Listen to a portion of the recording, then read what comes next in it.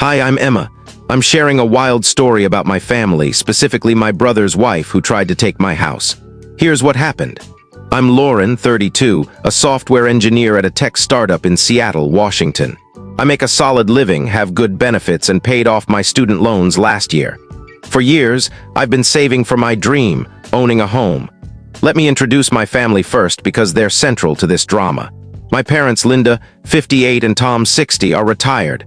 Mom worked as a school secretary. Dad was a mechanic until arthritis slowed him down. My younger brother, Ethan, 30, is a salesman at a Ford dealership in Tacoma.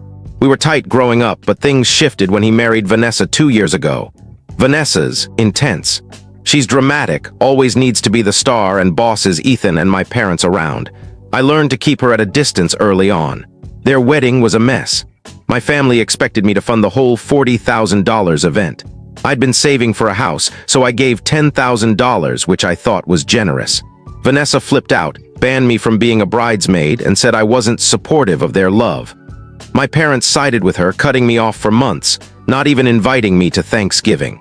Eventually, we patched things up, but I stayed cautious around Vanessa. I kept my finances private after that.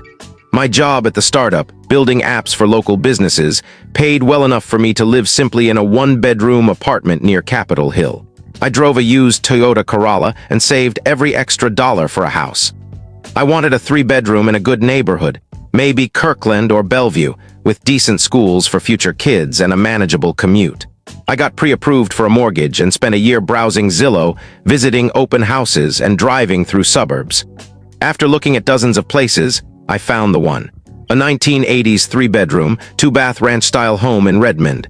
It had a modern kitchen, hardwood floors, and a small backyard perfect for barbecues. The neighborhood was quiet, with families and kids playing in cul-de-sacs. I put down 25% and closed the deal in 6 weeks. Getting the keys was surreal. I stood in the empty living room, feeling like I'd made it. I moved in over 2 weeks, buying a proper dining table and a cozy sectional sofa. I didn't tell my family, knowing they'd ask for money if they knew I had savings. I finally told my mom about the house 3 weeks after moving in, keeping it vague, no address, just that I'd bought a place. Her response was odd, a long pause, then a strained, "That's great, honey." She invited me to dinner that Saturday to celebrate. I brought a bottle of Washington Chardonnay, expecting a nice family night. When I arrived at my parents' split level in Puyallup, Ethan's truck was in the driveway. Mom greeted me nervously, and Vanessa burst from the kitchen, shouting, "I'm pregnant." I was stunned. "Congrats," I said, but the timing felt off. This was supposed to be about my house. Vanessa rambled about baby names, Olivia or Liam, and needing space for a nursery. Ethan grinned, and my parents had set the table with their fancy china and candles, clearly for Vanessa's news, not mine. Over dinner, I showed them photos of my house. Vanessa's mood soured as she swiped through them. Suddenly, she shoved my phone back and said, "This house should be ours." I laughed, thinking it was a joke. "I'm serious," she snapped. "We need it for the baby, you're single." My parents and Ethan nodded like this was reasonable. I was floored. "It's my house. I saved for years," I said. Vanessa screamed, "If you don't give us the house, I'll terminate this pregnancy." The room froze. I waited for my parents or Ethan to call her out, but instead, Ethan glared at me. "If anything happens to my kid because of you, Lauren, that's on you." Mom added, "You're pushing a pregnant woman to extremes." Dad agreed, "Do the right thing." I grabbed my purse and left, shaking. My phone blew up with texts calling me selfish, Vanessa claiming her stress might cause a miscarriage. I blocked them all.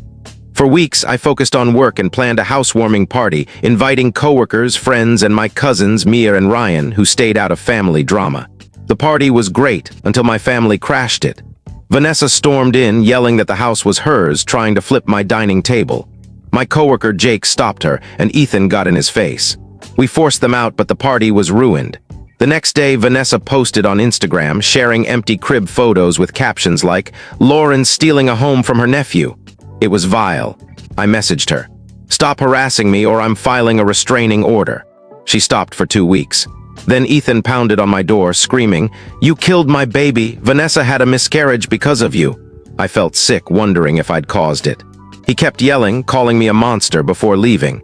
I called my friend Rachel, who knew Vanessa from college. She came over and showed me texts from Vanessa, admitting she faked the pregnancy to guilt me into giving up the house. "LMAO, Lauren thinks I'm pregnant," Vanessa wrote. I told Ethan's parents about the miscarriage I'll fake. They'll blame her and she'll hand over the keys.